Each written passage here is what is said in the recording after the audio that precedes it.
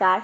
ये महाभारत कथा पूरी तरह से वेद व्यास महाभारत के ऊपर आधारित है। यदि आप इसका निरंतर श्रवण करते रहना चाहते हैं तो इस चैनल को सब्सक्राइब जरूर कर लें और आगे आने वाली सभी पॉडकास्ट के नोटिफिकेशन के लिए बेल आइकन को भी जरूर से प्रेस कर दें। अब हम सुनेंगे अर्जुन का अनेकों महारथियों से भीषण संग्राम तथा जयद्रथ का सर काटना। राजा धृतराष्ट्र ने पूछा, संजय, भूरिश्रवा के मारे जाने पर फिर जिस प्रकार आगे युद्ध हुआ वो मुझे सुनाओ। संजय ने कहा, महाराज, भूरिश्रवा के परलोक को प्रस्थान करने पर महाबाहु अर्जुन ने श्री कृष्ण से कहा, माधव, अब जिधर राजा जयद्रथ है उधर ही घोड़ों को बढ़ाइए। आज जयद्रथ के आगे 3 गतियां हैं।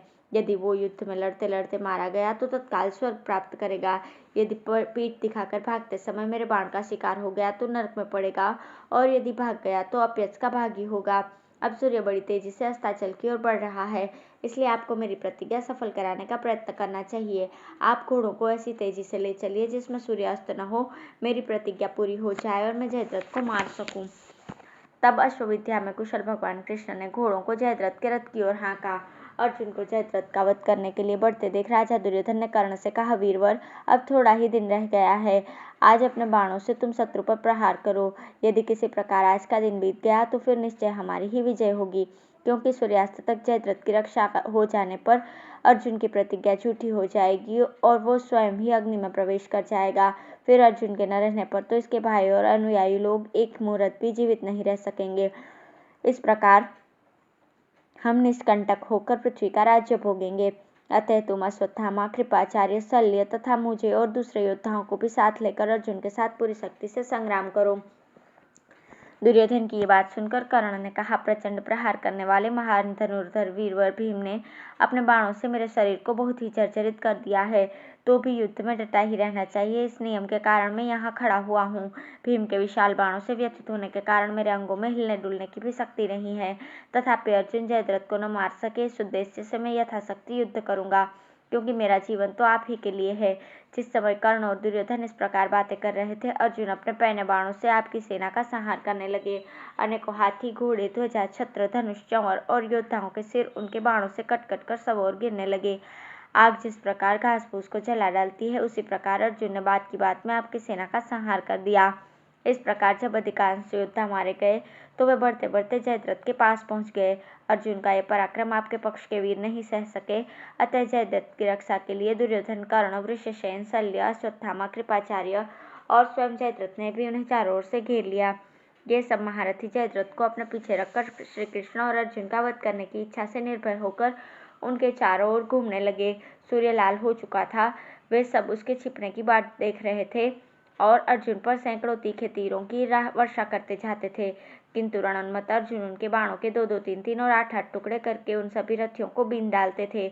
अब उन पर अश्वत्थामा ने 25, वृषसेन ने 7, दुर्योधन ने 20 तथा कर्ण और शल्य ने 3-3 बाणों से वार किया। इसी प्रकार सब लोग भयंकर गर्जना करते हुए बार बार उन्हें बीनने लगे।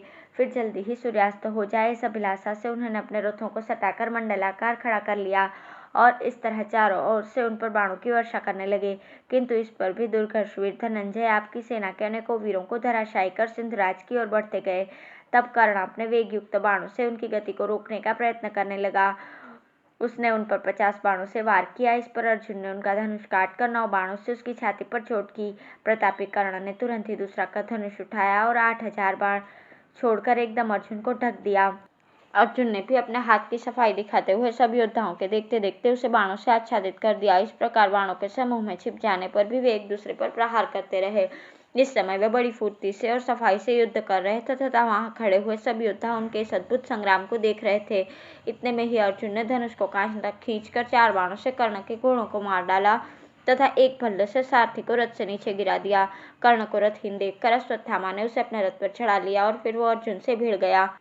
इसी समय शल्य ने 30 बाणों से अर्जुन पर वार किया। कृपाचार्य ने 20 बाणों से श्री कृष्ण को और 12 से अर्जुन को बींधा तथा सिंधुराज ने 4 से और वृषसेन ने 7 बाणों से श्री कृष्ण और अर्जुन को घायल कर दिया। इसी प्रकार अर्जुन ने भी 64 बाणों से अश्वत्थामा पर, 100 से शल्य पर, 10 से जयद्रथ पर, 3 से वृषसेन पर और 20 से कृपाचार्य पर चोट की।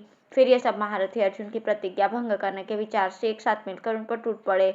उन्होंने भारी भारी गदाओं, लोहे के परिघों, शक्तियों तथा और भी तरह तरह के शस्त्रों से उन पर एक साथ चोट की।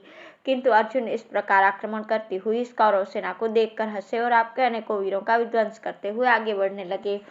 राजन, जिस समय अर्जुन अपने धनुष की डोरी खींचते थे उस समय उससे इंद्र के वज्र की सी भयानक ध्वनि होती थी।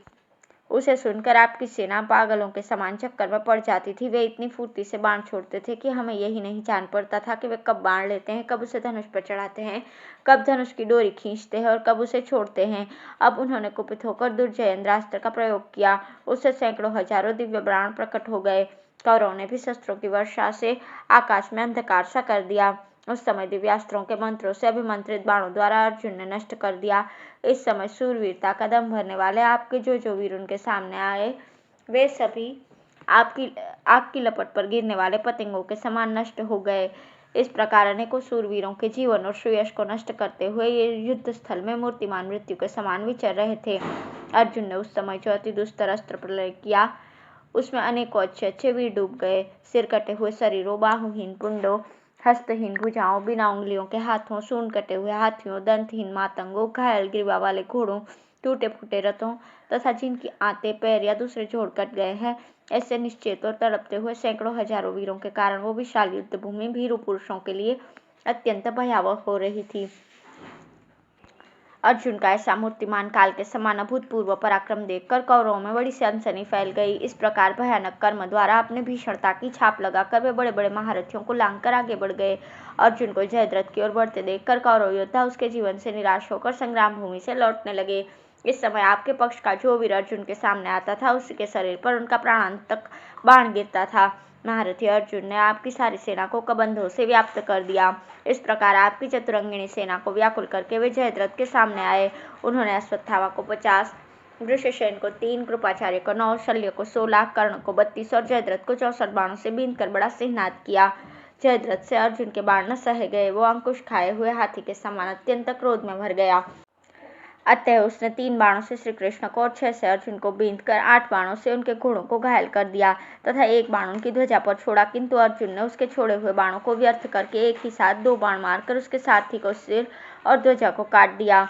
इस समय सूर्य को बड़ी तेजी से अस्ताचल के समीप जाते देख श्री कृष्ण ने कहा, पार्थ, इस समय जयद्रथ को 6 महारथियों ने अपने बीच में कर रखा है, अतः संग्राम में इन 6 को परास्त किए बिना जयद्रथ को मारना संभव नहीं है। इसलिए इस समय मैं सूर्य को छिपाने के लिए एक ऐसा उपाय करूंगा जिससे जयद्रथ को साफ साफ यही मालूम होगा कि सूर्य अस्त हो गया। इससे वो हर्षित होकर तुम्हें मारने के लिए बाहर निकल आएगा और अपनी रक्षा के लिए किसी प्रकार का प्रयत्न नहीं करेगा। उस अवसर पर तुम उस पर प्रहार करना। सूर्य अस्त हो गया है यह समझकर उपेक्षा मत करना। इस पर अर्जुन ने कहा, आप जैसा कहते हैं वही किया जाएगा। तब योगीश्वर श्री कृष्ण ने योग युक्त होकर सूर्य को ढकने के लिए अंधकार उत्पन्न कर दिया।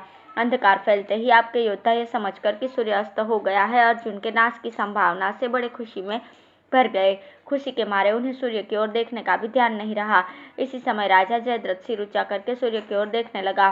तब श्री कृष्ण ने अर्जुन से कहा, वीर, देखो सिंधुराज तुम्हारा भय छोड़कर सूर्य की ओर देख रहा है। इस दुष्ट को मारने का यही सबसे अच्छा अवसर है। फौरन ही इसका सर उड़ाकर अपनी प्रतिज्ञा पूरी करो। श्री कृष्ण की ये बात सुनकर प्रतापी पांडुनंदन अपने प्रचंड बाणों से आपकी सेना का संहार करने लगे। उन्होंने कर्ण और वृषसेन के धनुष काटकर एक भल्ले से शल्य के सारथी को रथ से नीचे गिरा दिया तथा कृप और अश्वत्थामा दोनों ही मामा भांजों को बहुत घायल कर दिया। इस प्रकार आपके सब महारथियों को अर्जुन ने अत्यंत व्याकुल कर दिव्यास्त्रों से अभिमंत्रित तथा गंधर्व पुष्पास्त्री से पूजित इंद्र के वज्र के समान एक प्रचंड बाण निकाला। उसे विधिवत वज्रास्त्र से अभिमंत्रित कर बड़ी फुर्ती से गांडी पर चढ़ाया। इस समय श्री कृष्ण ने जल्दी करने का संकेत करते हुए फिर कहा, धनंजय, सूर्य अस्ताचल पर पहुंचने ही वाला है। दुष्ट जयद्रथ का सर तुरंत ही काट दो। देखो, इसके वध के विषय में मैं तुम्हें एक बात सुनाता हूँ। इसका पिता जगत प्रसिद्ध राजा वृद्धक्षत्र था। इसे आयु का बहुत अधिक भाग बीत जाने पर यह पुत्र प्राप्त हुआ था। इसके विषय में राजा वृद्धक्षत्र को यह आकाशवाणी हुई कि राजन, आपका ये पुत्र कुल, शील, दम आदि गुणों में सूर्य और चंद्रवंशियों के समान होगा।